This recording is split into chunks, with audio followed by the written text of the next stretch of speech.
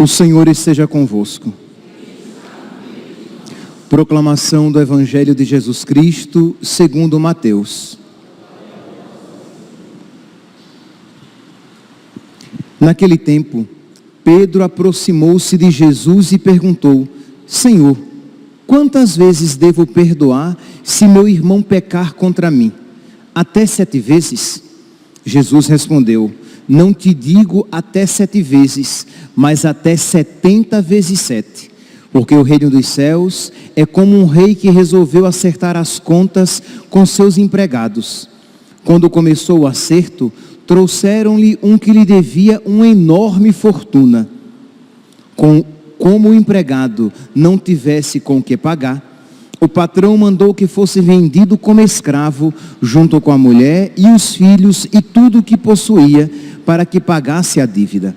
O empregado, porém, caiu aos pés do patrão e, prostrado, suplicava: dá-me um prazo e eu te pagarei tudo. Diante disso, o patrão teve compaixão, soltou o empregado e perdoou-lhe a dívida. Ao sair dali, aquele empregado encontrou um dos seus companheiros que lhe devia apenas 100 moedas.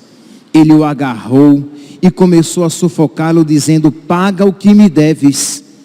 O companheiro, caindo aos seus pés, suplicava: dá-me um prazo e eu te pagarei. Mas o empregado não quis saber disso. Saiu e mandou jogá-lo na prisão até que pagasse o que devia. Vendo o que havia acontecido, os outros empregados ficaram muito tristes, procuraram o patrão e lhe contaram tudo. Então o patrão mandou chamá-lo e lhe disse: empregado perverso, eu te perdoei toda a tua dívida, porque tu me suplicaste. Não devias tu também ter compaixão do teu companheiro, como eu tive compaixão de ti?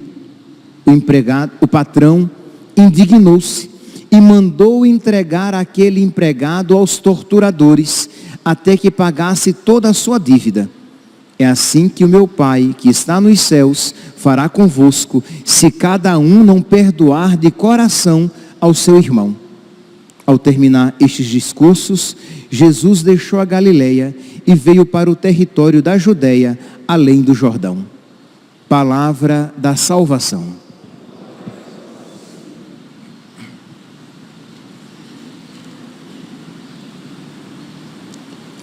Caríssimos irmãos e irmãs, nós,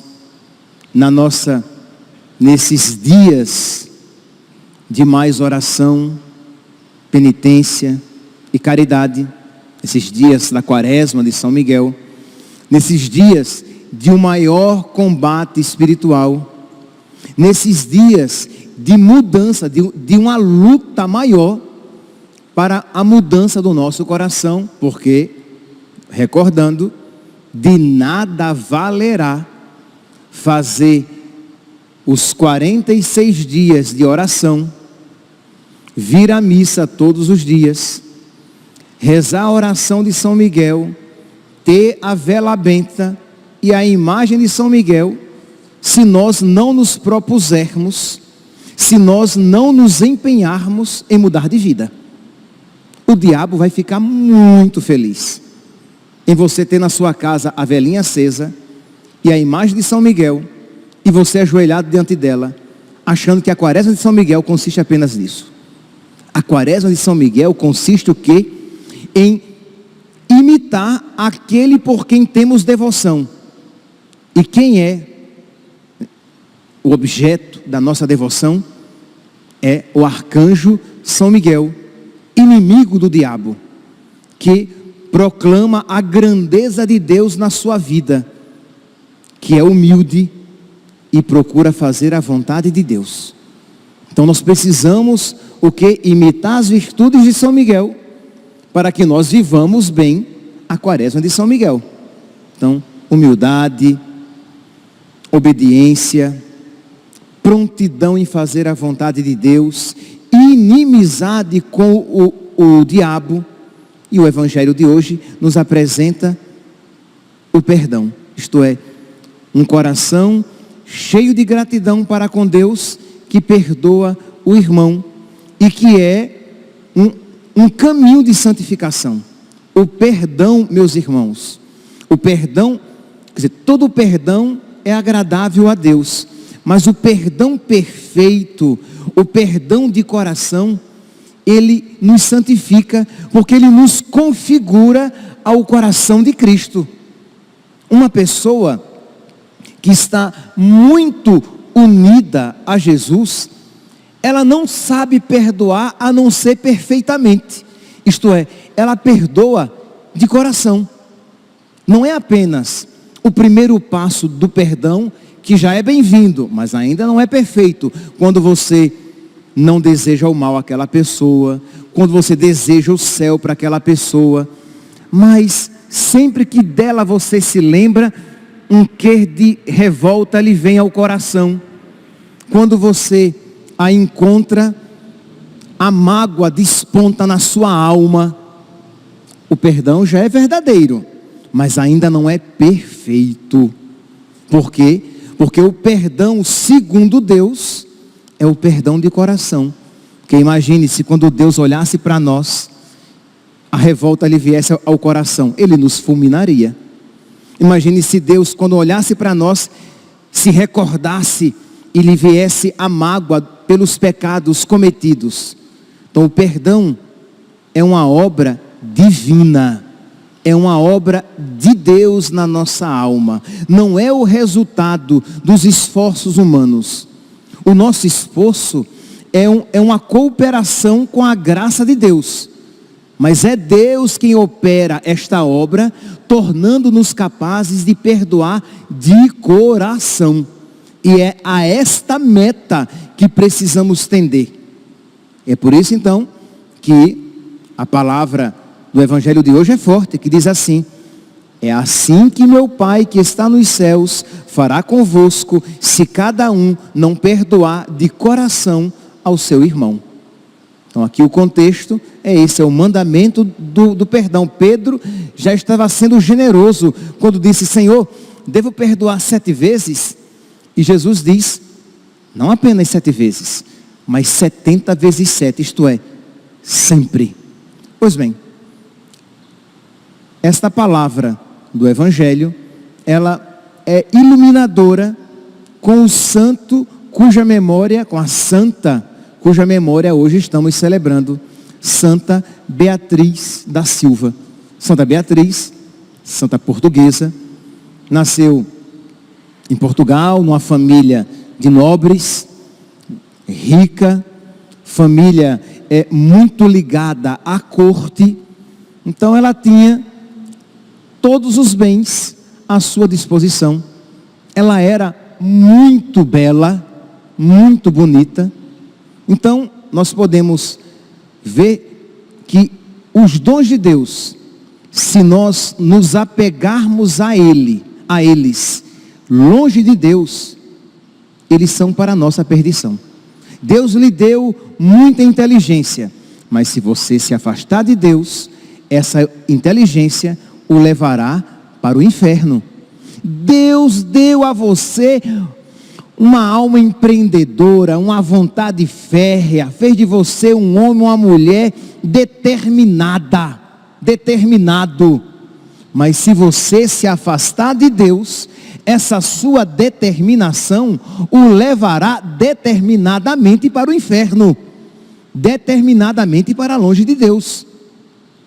Deus deu a beleza da alma, a beleza do corpo, que deveria manifestar a beleza da alma. Mas se aquela pessoa se afasta de Deus, aquela beleza exterior se torna pura sensualidade e faz com que a pessoa fique presa em si mesma, ensimesmada, vendo aquela beleza como um fim em si mesma, e que o fim da beleza é sempre a feiura, a velhice, a degradação.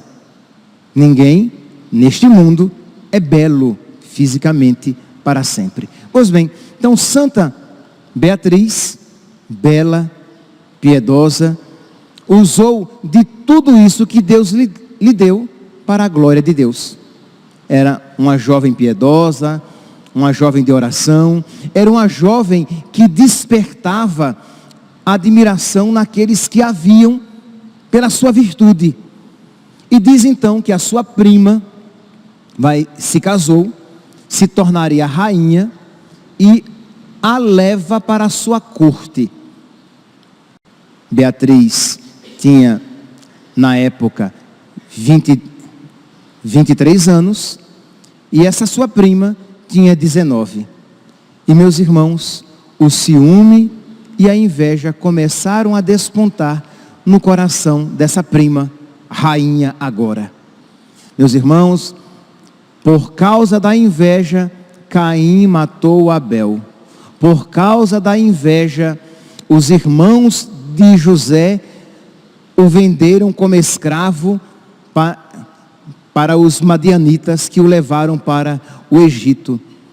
Por causa da inveja, os fariseus quiseram matar Jesus, porque daqui a pouco todo mundo vai segui-lo e ninguém vai nos seguir, pensaram os fariseus e os saduceus. Por causa da inveja do diabo, ele nos seduziu para nos levar à perdição, à desobediência a Deus. Vocês podem ver que naquela oração de libertação que nós rezamos durante a quaresma de São Miguel, nós pedimos a Deus que nos livre do espírito da inveja, porque ela destrói a nossa vida espiritual desde a raiz, e poucas vezes nós damos a atenção devida a este vício, a este pecado, e que destrói muitas vezes relação de irmãos, relação na comunidade, o relacionamento no clero. É tanto que existe até uma expressão latina, invidia clericalis,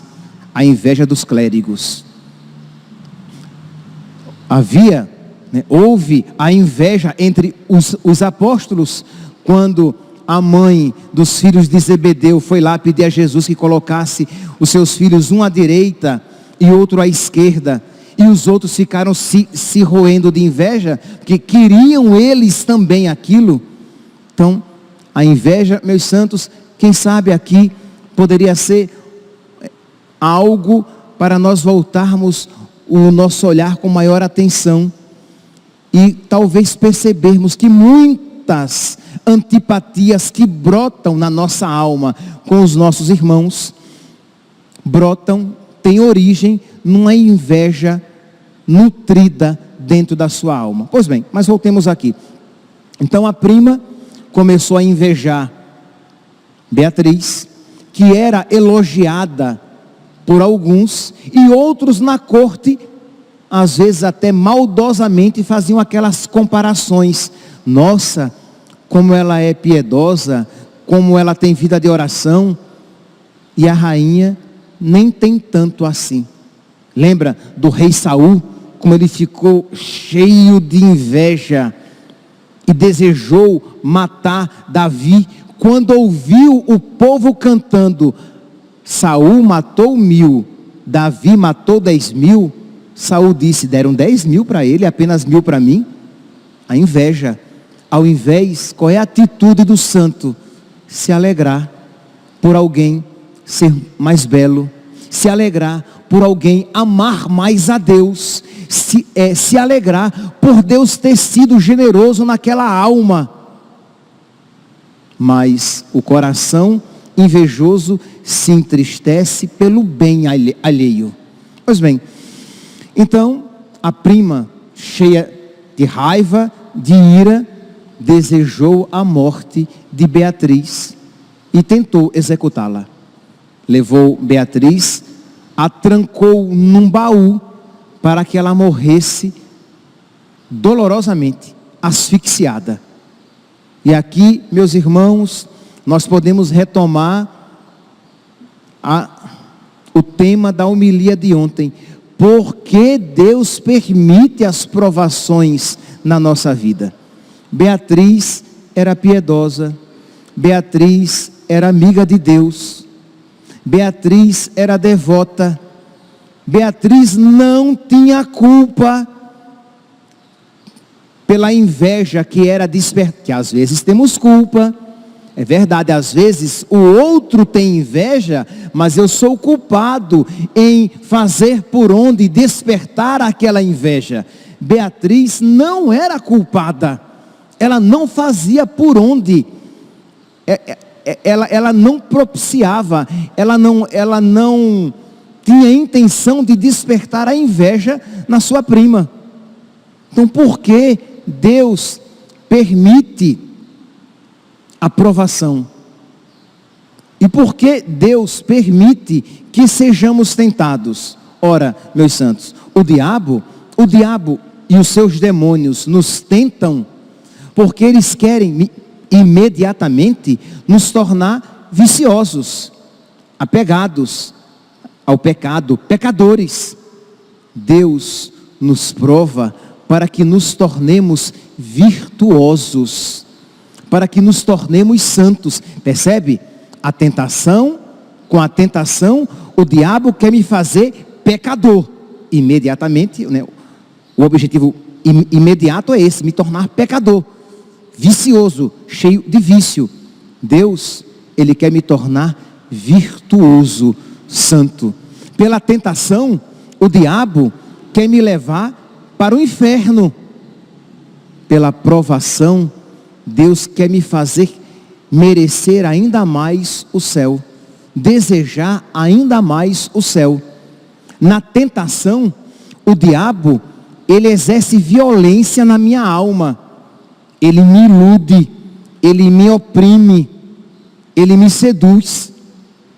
Na provação, Deus me ilumina a minha inteligência, para que eu veja aquela realidade a partir dele, uma ocasião para crescer no amor, uma ocasião para me configurar a Cristo penitente, e me sustenta com a sua graça.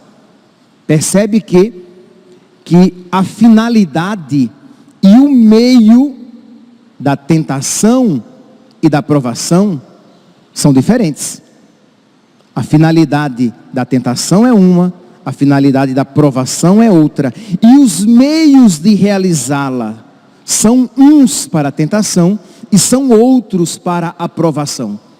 Então, o diabo queria, com este sofrimento na vida de Santa Beatriz, o que? Levá-la ao desespero e a blasfemar contra Deus. É por isso que a igreja nunca canoniza ninguém em vida, porque até o último momento uma pessoa pode se voltar contra Deus. É por isso que a igreja, que Jesus deixou o sacramento da unção dos enfermos para que assista, para que ajude uma pessoa às portas da morte, porque sempre há o perigo de desespero diante do sofrimento da morte.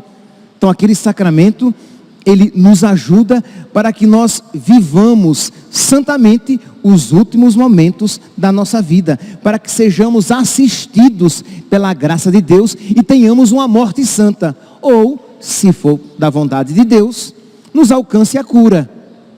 Mas o objetivo primeiro do sacramento da unção dos enfermos é me assistir, é me ajudar na hora da morte, me perdoar os pecados, caso haja, para que eu tenha uma morte santa. Então o diabo queria o quê? Ali, naquele momento de desespero, porque imagine você, sendo trancado num cofre, sendo trancado num baú, asfixiado, é de se desesperar. E antes de ser entregue àquele suplício terrível, que só em pensar já causa agonia, mesmo quem não tenha claustrofobia, mas só em pensar de ficar preso num lugar apertado, escuro e abafado, misericórdia.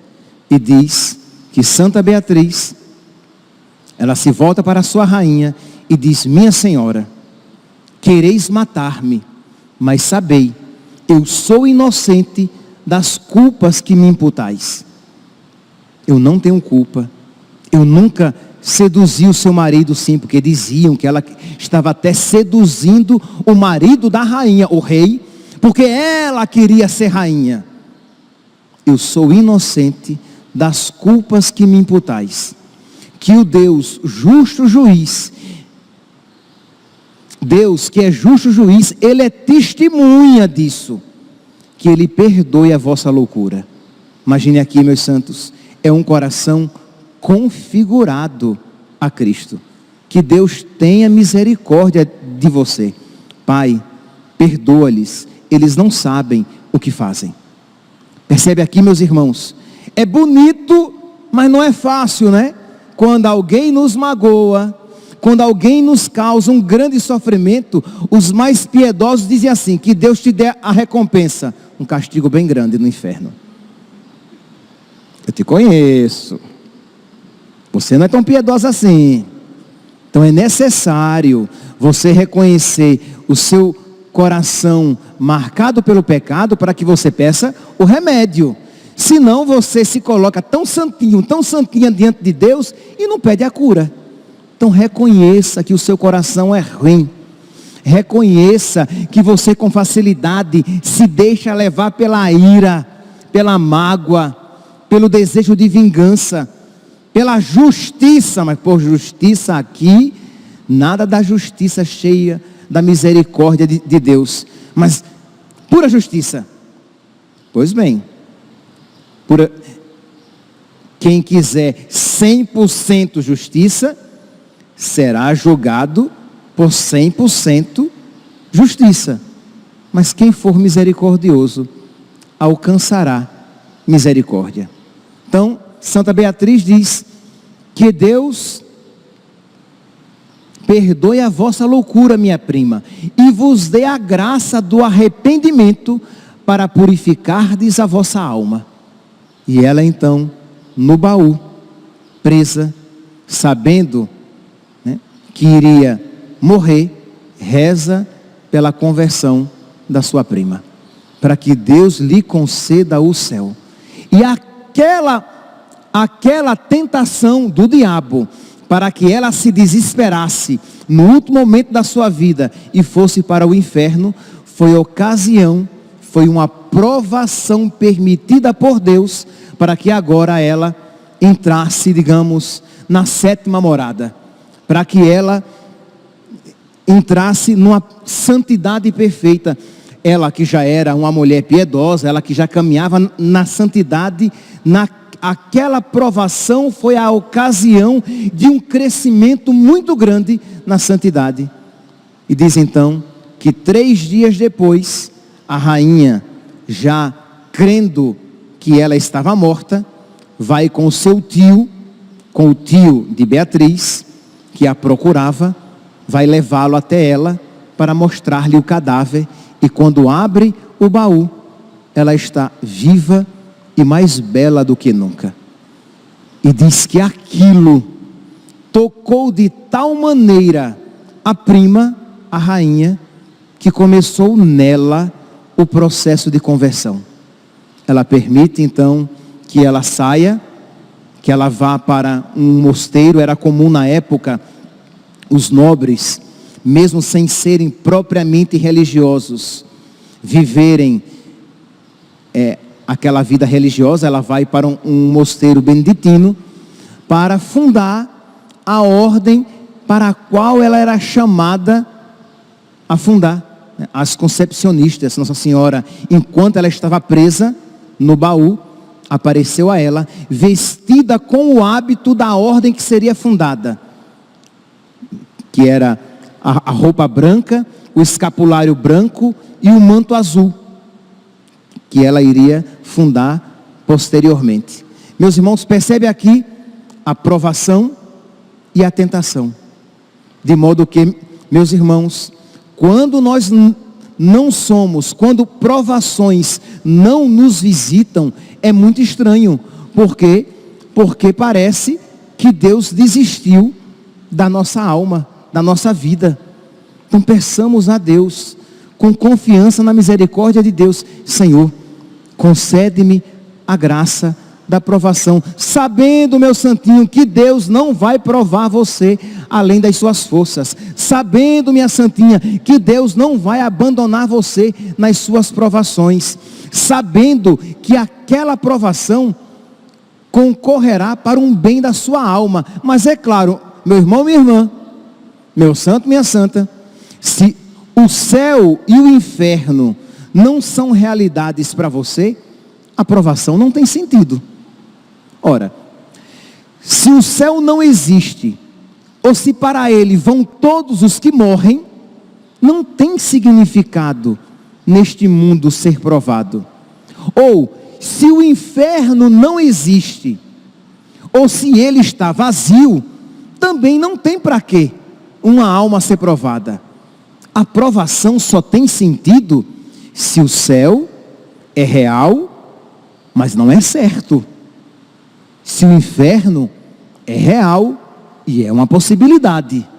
Ora, se é assim, e isso está de acordo com a fé católica, a provação que vem de Deus para o meu crescimento espiritual, provação que vem sempre acompanhada com as graças de Deus, com a sua luz que me concede a graça de ver as coisas a partir de Deus. Ora, a provação é um bem, porque está me garantindo o céu, me aumentando o desejo da eternidade, tornando-me mais forte no combate contra o inimigo. Então, por isso que é tão danoso no mundo atual aquelas espiritualidades que se transvestem de cristãs, que se disfarçam de cristãs, mas que de cristãs não tem nada, em que negam a existência do inferno em nome da misericórdia de Deus, ou que dizem: não, no final vai todo mundo para o céu, porque se todo mundo vai para o céu, ninguém levará a sério a sua vida presente aqui na terra. Peçamos, meus santos, peçamos a Santa Beatriz, neste início ainda de Quaresma de São Miguel, que ela nos alcance de junto de Deus e de Nossa Senhora a sabedoria de que precisamos para que nós vivamos fortificados por Deus as provações da nossa vida. E pensamos, talvez algumas pessoas aqui, ou algumas pessoas que acompanham pelas redes sociais, precisem dar um perdão verdadeiro, ou até mesmo dar um passo no perdão para uma pessoa que o magoou, que o traiu. Peça a Santa Beatriz que ajude você a perdoar, que ela, que foi tão dócil à graça de Deus para perdoar aquela que lhe queria a morte, que ela ensine você essa sabedoria do alto, para que você, tocada pela graça de Deus, queira também perfeitamente perdoar. Louvado seja nosso Senhor Jesus Cristo, para sempre seja louvado.